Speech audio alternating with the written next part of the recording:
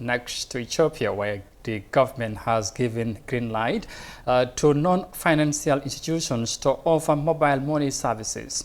More than 50% of the country's population remains unbanked, according to the National Banking Association.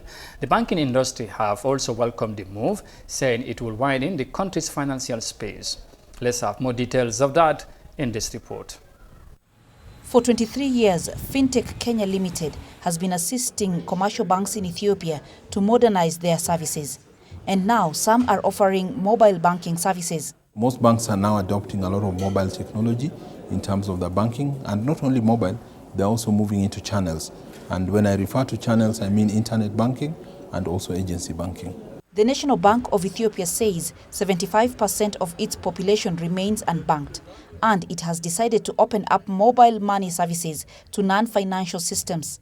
The National Bank of Ethiopia says it will issue licenses to mobile money service providers who will be required to have a minimum of about $1.6 million that will be put in a blocked account. And only the government will be allowed to hold over 20% shares of any licensed mobile money service provider. James Kanagwa, a banker, says this new initiative will open up the country's financial space more. It will assist very much in expanding the sector because the telcos are everywhere where the banks are not. The banks need telecom infrastructure to leverage. But this will help even the collaboration with the banks. The banks will focus on their core, using the telecom infrastructure to attract more customers into the system. It will also help in the financial deepening, because that's where every developing country is struggling with that, including Ethiopia. How do we get more people into the financial system? Everybody may have a phone. Not everybody may have a bank account. Kanagwa adds that this will not be competition to banks that are already offering the same service. The mobile telecom, they make more money than the banks on a daily basis. They're earning every day.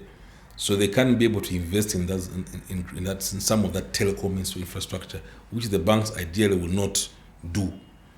Because in retail banking, you load the cost and expect the returns to come later. But in banking, you're not going to do that. You have to look at the risk as well. The new directive will allow Ethio Telecom, the country's only telecommunication company, to move into mobile money service. But it will lock out the services to 3 other foreign companies expected to join the country's telecom sector when Ethiopia goes through with its privatization plans. Ethiopian government encouraging more mobile banking in the country.